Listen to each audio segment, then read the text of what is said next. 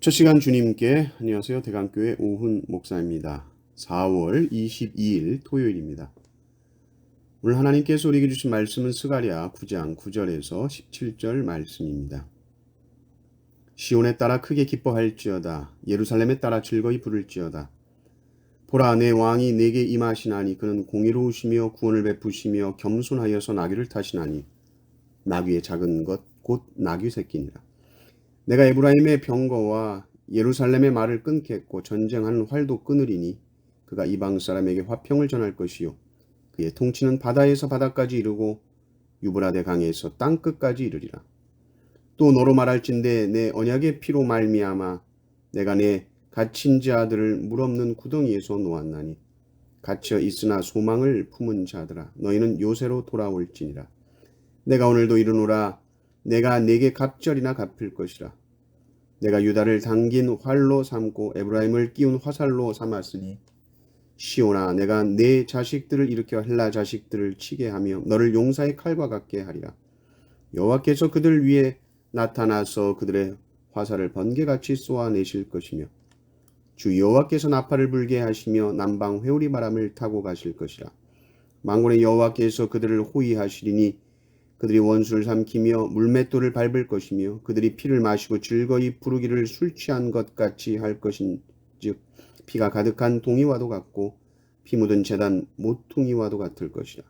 이날에 그들의 하나님 여호와께서 그들을 자기 백성의 양떼같이 구원하시리니 그들이 왕관의 보석같이 여호와의 땅에 빛나리로다. 그의 형통함과 그의 아름다움이 어찌 그리 큰지 곡식은 청년을 새 포도주는 처녀를 강건하게 하리라. 아멘. 하나님께서 당신의 백성들을 지키시고 보호하시는데 그것은 하나님께서 보내시는 메시아를 통해서 이루어지는 일입니다. 그러면 이 메시아는 어떤 모습인가? 아주 위풍당당한 승리의 메시아인데 그 모습은 나귀를 타고 오는 극히 겸손한 메시아의 모습입니다. 유대인들은 아직도 이 구절을 보면서 예수님이 성취한 말씀으로 보지 않죠. 여전히 메시아를 기다리고 있습니다. 그런데 신약의 성경 기자들은 이 스가랴서에 나오는 이 나귀를 타고 오시는 메시아를 예수님과 연결시키죠. 예수님은 고난주간 전에 예루살렘에 입성하시기 전 제자들을 성에 보내서 나귀를 가지고 오라 하십니다. 그리고 이 나귀를 타고 예루살렘으로 들어가시죠. 그때 백성들이 외칩니다. 찬송하리로다 주의 이름으로 오시는 왕이요.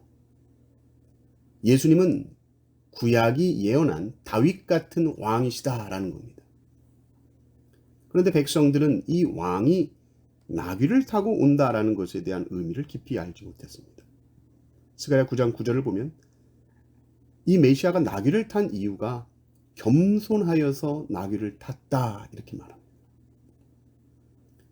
메시아는 악을 정복해야 하고요. 하나님의 나라를 이루어야 하는 승리의 왕이어야만 합니다.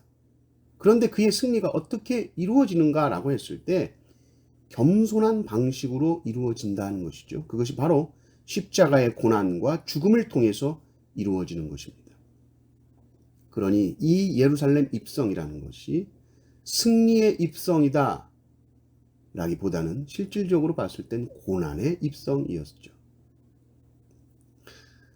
유대인들은 우리의 해석에 아마 반기를 들겠죠. 겸손해서 나귀를 탔다는 것이 그 십자가 고난을 말하는 것이냐. 그것도 죽음까지 가는 그런 극한 고난을 말하는 것이냐. 그렇게 말할 수 있습니다. 그러나 이 나귀라는 것은 전쟁에 사용되는 말과 아주 대비가 되죠. 여러분, 전쟁 상황 속에서 나귀를 타고 간다는 것은 뭡니까? 죽음을 의미하는 겁니다. 예수님께서 제자들을 보내실 때도 이런 말씀을 하셨죠. 내가 너희를 보냄이 양을 이리 가운데 보낸 것 같도다. 양이 이리 가운데 가게 되면 어떻습니까? 그건 죽는 겁니다. 나귀를 타고 가시는 메시아의 모습은 사실은 죽음을 통해 승리한다는 아주 역설적인 모습을 보여주고 있는 것입니다. 말을 타고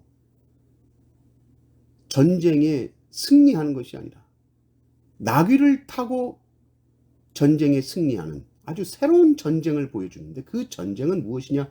죽어야 승리하는 방식의 전투입니다. 11절을 보면 이 언약의 피라는 표현이 또 나오는데요. 이 언약의 피는 이 피로 맺은 언약이라는 겁니다. 피로 언약을 맺었다면 그 언약을 어겼을 때는 그 대가가 무엇일까요? 피죠. 곧 죽음이라는 겁니다. 누가복음 22장 20절을 보면 예수님께서 최후의 만찬을 하시면서 주님이 잔을 나누시면서 이렇게 말씀하십니다. 이 잔은 내 피로 세우는 새 언약이다.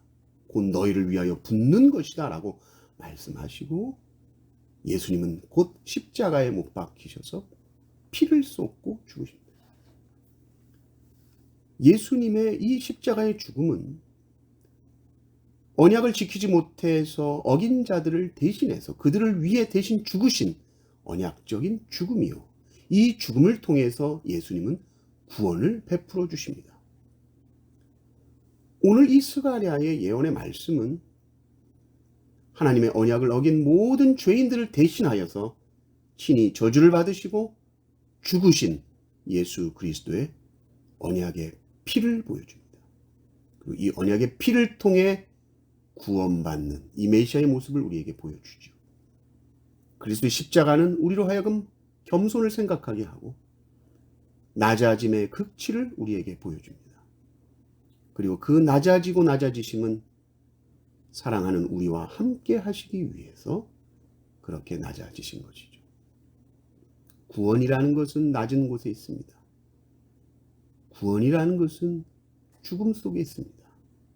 그러나 그 속에 참된 생명이 있는 것입니다. 이 진리를 묵상하는 하루 되시기를 주님의 이름으로 축원합니다. 아멘.